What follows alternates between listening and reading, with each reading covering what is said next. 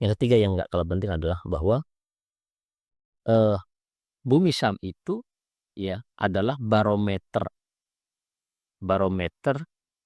keimanan umat akhir zaman. Ini paling relevan nih menurut saya. Coba kita simak kata Nabi sallallahu alaihi wasallam, "Idza fasadu al-syami fala khairu fikum." Nanti apabila sudah porak-porandan negeri Syam maka tidak ada kebaikan bagi kalian. Artinya ada barometer standarisasi keimanan seseorang akhir zaman itu dilihat dari negeri Syam.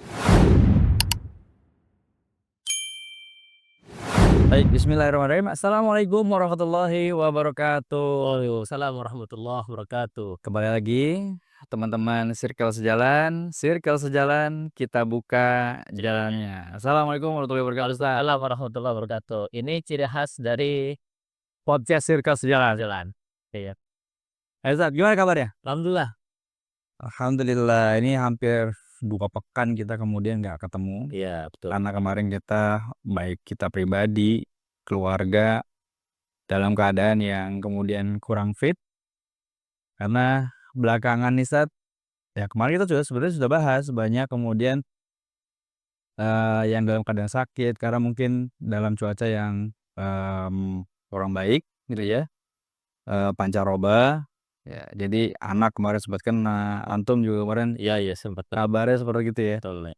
Ya mudah-mudahan teman-teman Circle Sejalan semua, ya kita semua dalam keadaan sehat, yang dalam keadaan sehat semoga Allah berikan ketahanan dan kesehatannya, yang dalam keadaan sakit semoga Allah angkat penyakitnya bagi rekan semua, kemudian juga keluarga di rumah.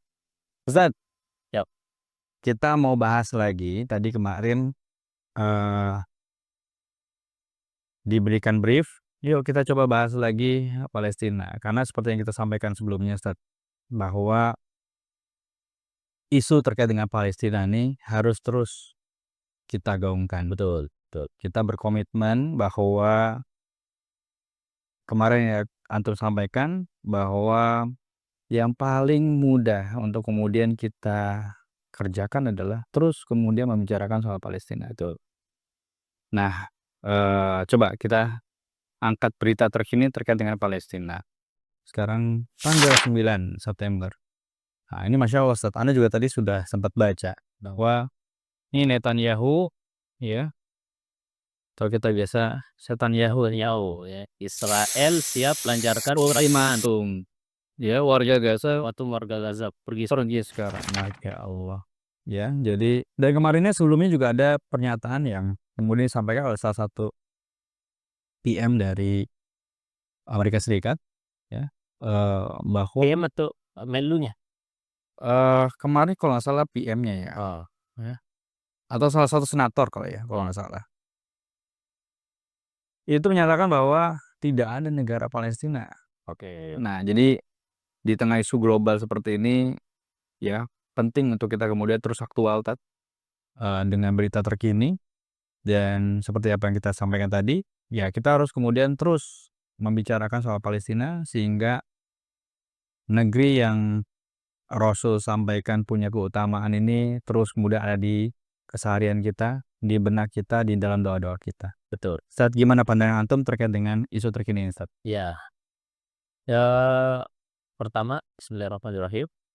Yang perlu kita pahami adalah ternyata negara Palestina ya secara umum itu memiliki keutamaan. Ya, mungkin kalau orang bertanya apa sih keutamaannya seperti itu ya. Nah, banyak ulama dalam hal ini kemudian memberikan keterangan, penjelasan ya tentang keutamaan negeri Palestina. Nah, dulu namanya Syam. Syam ini hari ini meliputi 4 negara. Kalau kita lihat ada Palestina, kemudian ada Yordan, terus Syria, Lebanon, 4 itu. Nah, ini kemudian pernah Nabi SAW sampaikan tuba li ardu syami. Berbahagia pagi dari Syam. Maka Nabi menyampaikan 3 kali, kemudian sahabat bertanya, "Ya Rasulullah, kenapa?" Nah, berarti ketika Nabi berstatement 3 kali berarti ada something di situ kan. Ada pesan yang kemudian Ada pesan yang pengen disampaikan. penting untuk Betul. dicatat. Nah, kemudian Nabi mengatakan sesungguhnya malaikat rahmat itu senantiasa menebarkan sayapnya bagi penduduk negeri Syam. Nah, pertanyaannya kenapa? Nah, sehingga dari sini kemudian para ulama kemudian mencari tahu sebenarnya, apa sih keutamaan penduduk negeri Syam itu, seperti Iya. nah, ada, seorang ulama bernama, Abu Hamzah Al-Gharib, punya buku tentang Fadailus Syami wa Ahlih, keutamaan negeri Syam dan penduduknya. Jadi negeri itu memiliki keutamaan dan sekaligus penduduknya. Nah, kenapa kemudian hanya 4 negara itu saja? Karena mereka memiliki keutamaan yang tidak dimiliki oleh negeri-negeri lain. Nah, satu ya, ini ada 20 di dalam kitab itu, tapi mungkin kita akan saring beberapa poin saja. Poin pertama adalah Ardus Syami Ardul Anbiya wal Mursalin. Negeri Syam itu adalah negeri para nabi dan para rasul. Coba antum sebutkan nabi, satu nabi saja. Sebutkan nabi. Nabi Ibrahim. Ibrahim. Kemudian berdakwah di Palestina. Di Palestina. Walaupun pada kenyataannya beliau kan, asli dari Babilonia. Ya. Ya, kemudian hijrah ketika head to head dengan Namrud kan, seperti itu. Kemudian pergi kemana? Ke Palestina. Kemudian Kemudian ke Mekah juga ya, Ustaz? ya ke Mekah, kemudian menitipkan anaknya Ismail ya, dengan Hajar, kemudian balik lagi ke Palestina. Kemudian, di situ kemudian lahirnya Ishak, seperti itu ya. Nah, termasuk Ishak ini ya kemudian memiliki anak keturunan seperti Al-Aish. Al-Aish itu atau Al-Aishu itu adalah salah satu dari anak Nabi Yakub. Nabi Ishak. Dan kemudian Ishak juga punya anak keturunan nama Nabi Yakub yang disebut dengan Israel.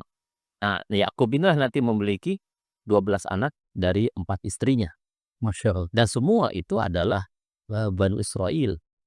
Dan nanti anak keturunannya itu sampai Nabi Isa adalah orang-orang yang kemudian menetap di mana? Yang di Syam.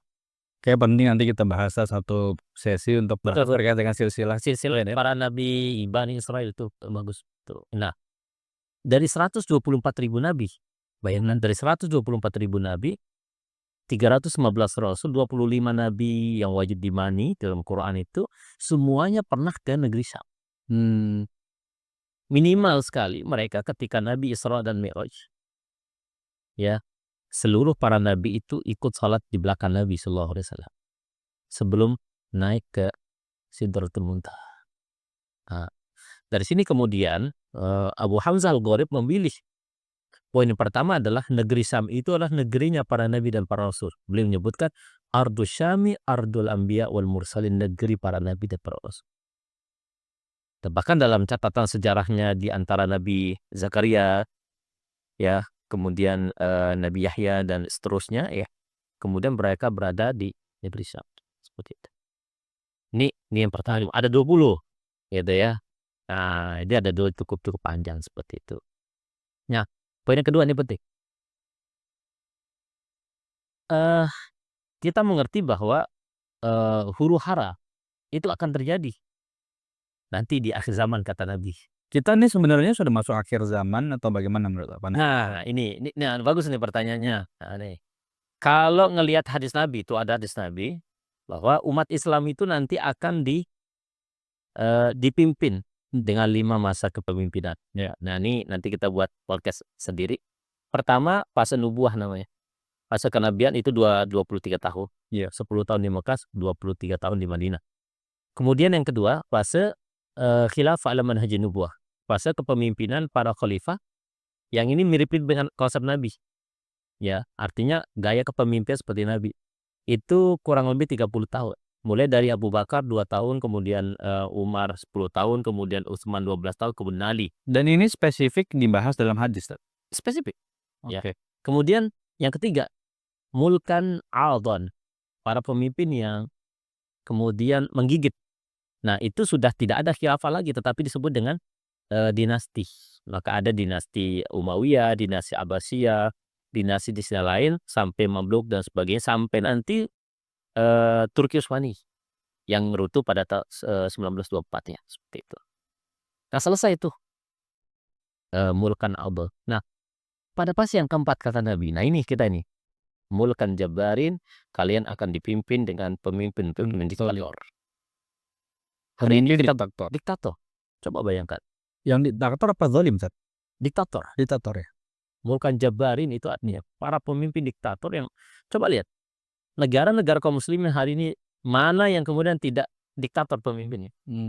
I see. Kita lihat Walaupun dulu. kita di tengah hegemoni dari demokrasi ya. Iya. Oke. Coba lihat. Coba sebutkan satu negara. Minimal diktator undang-undangnya, Arah kebijakan. arah kebijakannya. Dia mungkin tidak dengan fisik tetapi ya mungkin dengan kebijakannya dia diktator, dengan ditekan kita nggak bisa bersuara, ya mengeluarkan nilai-nilai agama, udah ditekan dan seterusnya. Dan itu berlaku hampir seluruh negara. Iya, iya, iya. Nah, nanti kata Nabi di penghujung itu ya wa takunu ala khilafan ala manhajin nubuwah. Mau tidak mau, suka tidak suka, manusia kemudian akan mengakui satu konsep kepemimpinan disebut dengan khilafah ala manhajin nubuwah seperti dulu dijabahin para sahabat Nabi sallallahu alaihi wasallam. Itu yang kita tunggu tuh, betul. Ya, kita sebenarnya berada di penghujung ini. Ya. Artinya dalam posisi ini adalah ini sesuatu yang kemudian tidak perlu diusahakan tapi ya niscaya itu akan terjadi. Ya, karena itu imani. Sesuatu yang harus diiman. Gitu ya. Orang beriman tentunya ya.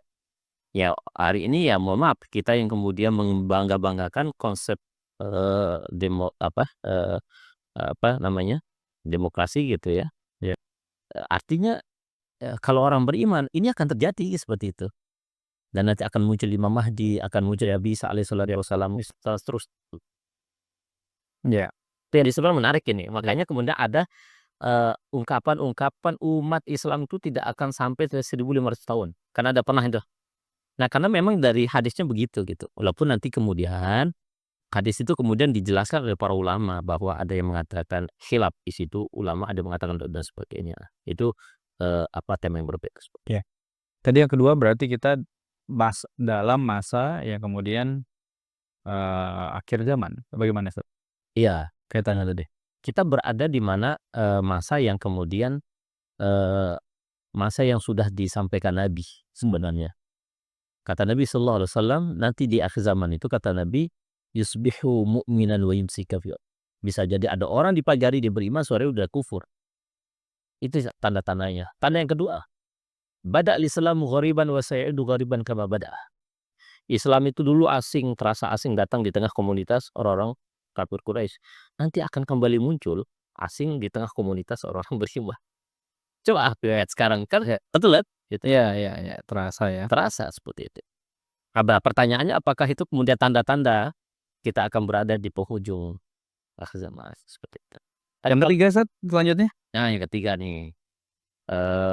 Nanti kan terlalu banyak ya, saya skip saja. Yang ketiga yang nggak kalah penting adalah bahwa bumi Syam itu ya adalah barometer keimanan umat akhir zaman. Ini paling relevan nih menurut saya. Coba kita simak kata Nabi sallallahu alaihi wasallam, "Idza fasadu al-syami fala khairu fikum." Nanti apabila sudah porak-poranda negeri Syam maka tidak ada kebaikan bagi kalian. Artinya ada barometer standarisasi keimanan seseorang akhir zaman itu dilihat dari negeri Syam. Iya, iya. Idza fasadu al-syam apabila sudah porak-poranda. Coba lihat sekarang. Yang tadi kita sebutkan 4 negara itu. Syria udah porak-poranda. Ya. Hampir 11-12 dengan Gaza sebenarnya. Palestina ya saat ini. Tapi tidak diekspos gitu loh. Iya. Ya, kemudian Gaza. Lebanon juga nggak kalah ngeri gitu. Nyaris yang utuh itu hanya Yordania dengan kerajaannya. Betul. Nah, artinya yang saat ini juga sebenarnya nggak baik-baik saja. Nggak baik-baik saja dan nggak bisa berbuat apa. Nggak bisa berbuat banyak. Nggak bisa mungkin berbuat tapi kita wallahualam ya seperti itu. Nah, itu yang disampaikan dalam banyak keterangan.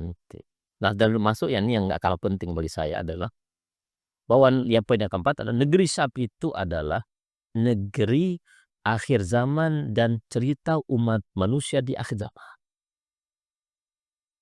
Antum pernah kemudian mungkin pernah dengar cerita tentang Dajjal. Ya. Kata Nabi sallallahu alaihi wasallam hadisnya panjang sekali ya terkait dengan akhir zaman ya. Ya'ti Masihud Dajjal min qibil Uhud. Nanti Dajjal itu akan muncul dari sebelah timur Gunung Uhud. sebelah Madinah, sebelah timur. Kemudian akan coba masuk ke kota Madinah, tapi kemudian tidak bisa ya, sampai kemudian dihalau oleh malaikat, kemudian nanti akan pergi ke negeri Syam. Tadi Dajjal itu akan mengitari seluruh permukaan dunia, tidak ada satupun ya tempat kecuali didatangi. Makanya banyak pengikut Dajjal nanti di akhir zaman. Makanya kita diminta berdoa tuh. Allahumma inni a'udzubika min adzabil qabri wa min fitnatil mahya wal mamati wa min fitnatin masiihid dajjal. Nah, ini doa yang diajarkan Nabi supaya kita terhindar dari Dajjal. Dan kemudian baca doa 10 ayat dari surat Al-Kahfi dan seterusnya. Saya lanjut dikit ya. Nah, nanti di akhir zaman itu Dajjal itu nggak bisa dibunuh kecuali ada 2 orang. Saya itu Nabi Isa dan Imam Mahdi. Nah, kita tahu dalam keterangan hadisnya mengatakan nanti Nabi Isa itu akan turun, Imam Mahdi akan turun, kemudian Nabi Isa itu akan turun di Manarul Bayda, Menara Putih, yang ini disinyalir di Damaskus. Yang pernah dibuat dulu oleh seorang sahabat Nabi namanya Muawiyah bin Abi Sufyan di wilayah Aleppo sebelah timur. Nah, kemudian ketemu nanti dengan Imam Al-Mahdi. Kalau orang Syiah mengatakan Al-Mahdi Al-Muntazar. Al-Mahdi Muntazar itu artinya imam yang ditunggu-tunggu gitu ya. Nah, disitulah kemudian umat Islam berkumpul di Baitul Maqdis ya, nanti ketika mereka sholat subuh berjamaah diimami oleh Imam Mahdi, dan ada di situ ada Nabi Isa alaihissalatu wassalam. Kemudian sudah ditunggu 70.000 orang Yahudi Asfahan. Ini menarik deh, orang Yahudi Asfahan. Nah, dari mana Asfahan itu? Ternyata Asfahan itu salah satu kota di wilayah Iran. Nanti makanya ada relevansi terkait dengan apakah Apa yang kemudian situasi hari ini di Iran. betul gitu. Nanti kita bahas tentang aliran tentang dalam Islam. Nah, sampai kemudian mereka melihat pasukan umat Islam sedang sholat di Baitul Maqdis, kemudian orang Yahudi ya 70.000 orang Yahudi dikomando oleh Dajjal. Mereka melihat Nabi Isa dan Imam Mahdi, mereka berlari sampai ke wilayah timur, sebelah timur, Babul Lut namanya. Sampai seluruh bebendaan itu mengatakan, hai orang Islam, ini orang Yahudi, bunuhlah mereka. Illa syajaratul gharqad, kecuali satu pohon yang disebut dengan al-gharqad. Nah, itulah yang kemudian disinyalir sebenarnya sudah ditanam oleh orang-orang Yahudi hari ini, karena mereka faham. Sebenarnya orang Yahudi itu kan tahu apa yang disampaikan oleh Nabi Muhammad itu harus disalah Ya, tapi dia membangkang. Makanya dalam Quran itu mengatakan alladzina atainahumul kitaba ya'rifunahu kama ya'rifuna abna'ahum. Orang-orang Yahudi Nasrani itu tahu betul agama Islam itu atau Nabi Muhammad itu sebagaimana mereka mengenali anak-anak turunan mereka. Sebagaimana antum misalnya mengenali siapa itu? Si anak anu Arumi, betul, dari ujung rumus sampai ujung kaki ketaham. Nah, begitulah orang Yahudi itu kepada Nabi Muhammad. Dan kalau saya nggak salah saat itu bahwa Afran juga menjelaskan bahwa mereka tuh tahu kalau ajaran Islam atau Al-Quran itu benar. Betul.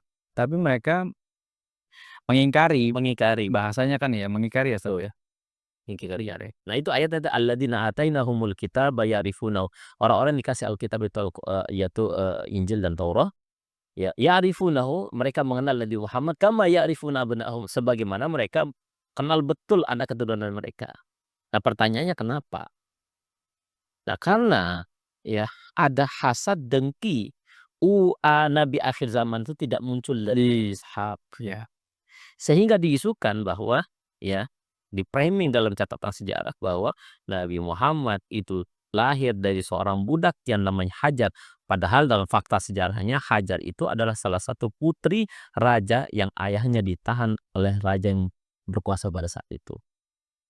Nah, ini makanya seringkali bahwa sejarah itu ditulis oleh orang-orang yang para para penjajah.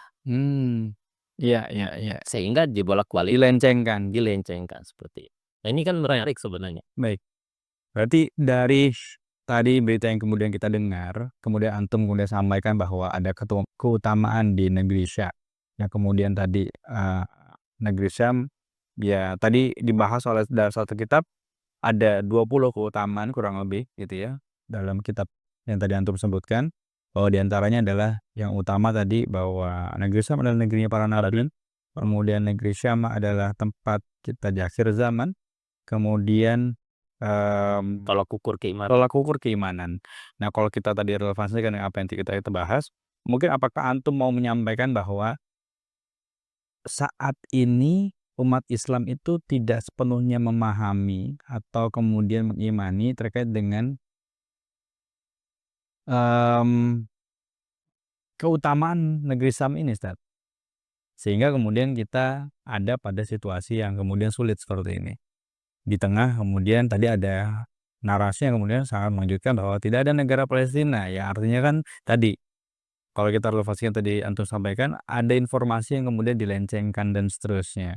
Nah, apakah seperti itu yang mau antum sampaikan atau gimana, Ustaz? Iya, makanya kenapa orang-orang kafir ini nggak mau kalau akan muncul negara Palestina, di situ umat Islam bersatu, karena mereka tahu konsekuensinya gitu. Pada akhirnya kalau umat itu sudah bersatu, sebagaimana mereka bersatu menjaga Mekah dan Madinah, bayangkan apa yang akan terjadi. Hmm, ya ya. Makanya mereka kemudian berusaha betul dengan segala upaya yang mereka kemudian, merapatkan barisan mereka. Ya, dan melakukan Dan melakukan berbagai macam, aksi teror seperti itu. Akan mengancam dan itu, dan bukan hanya mengancam tapi betul-betul membantai, sudah dan sebagainya. Dan saya kira ini pesan moral sebenarnya ya, bahwa terkait dengan isu Palestina itu tidak tidak harus kita menjadi seorang muslim, cukup kita menjadi, eee, apa, eee, manusia, ya. Tidak harus Anda itu beragama Islam untuk membela kemanusiaan yang ada di Palestina, cukup kita sebagai seorang manusia. manusia.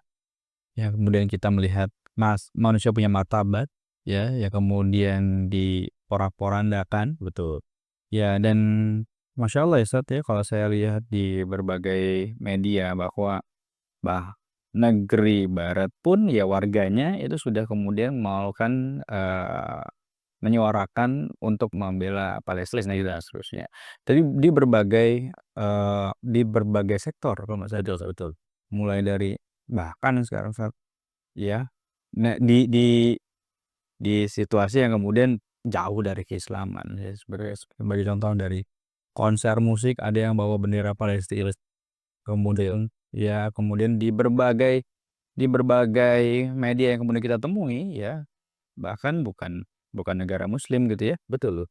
itu ditemukan Free Palestine. Ya artinya betul tadi kata antum bahwa tidak perlu kemudian, Jadi seorang muslim, seorang muslim tapi kita melihatnya adalah memiliki hati nurani. hadir sebagai seorang manusia bahwa Bahkan isu, isu, eee, negara Prancis, ya atau dalam hal ini Presiden Prancis mau mengakui dalam waktu dekat ini ada negara Palestina. Kemudian di, apa namanya, di dicegah oleh barat kan, itu. Dan sebagian juga termasuk Spanyol, ya ya cukup cukup, cukup memberikan atensi, dan termasuk ada Jepang gitu ya. ya artinya kan tekanan-tekanan itu ada dan kemudian yang seharusnya kita lakukan adalah, ya betul Ustaz, kita nggak boleh kemudian lengah sedikit pun dengan apa yang kemudian menjadi update di tempat saudara-saudara kita di Palestina Betul.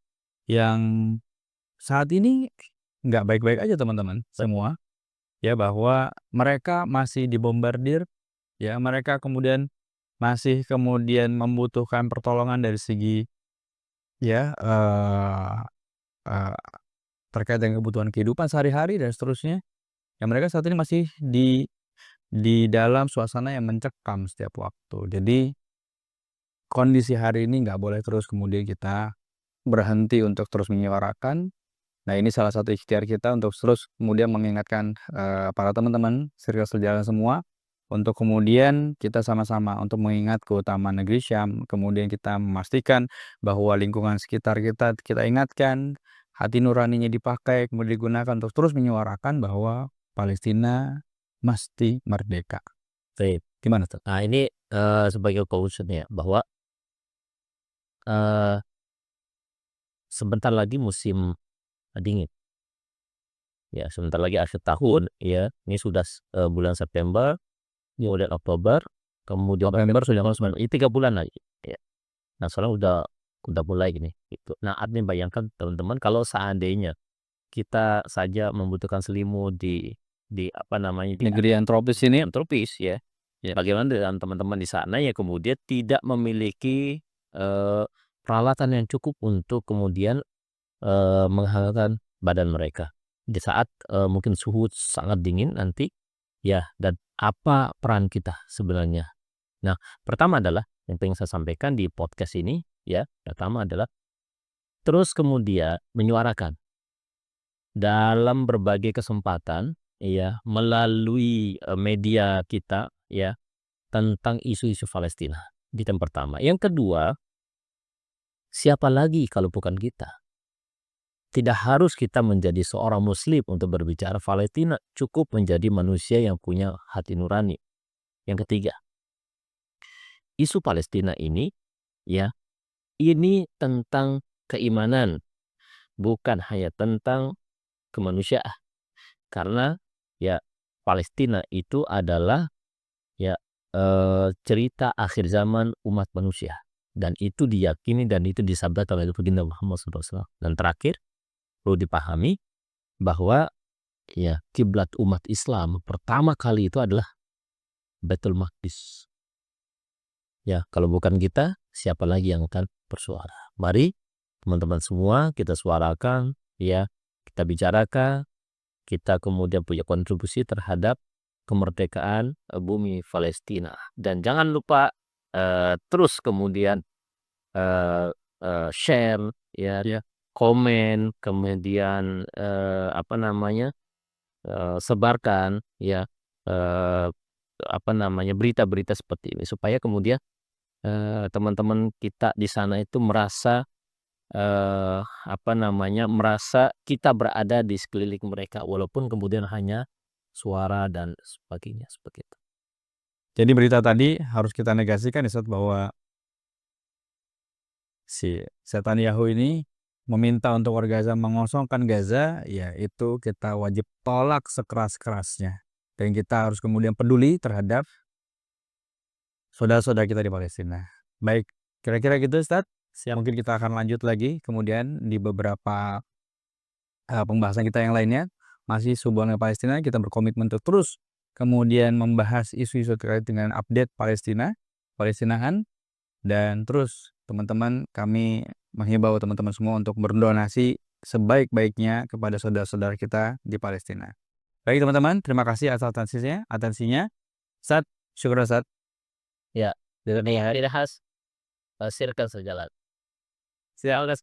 Baik, circle sejalan semua, kita buka jalan. Jalannya. Wassalamualaikum warahmatullahi wabarakatuh. Selamat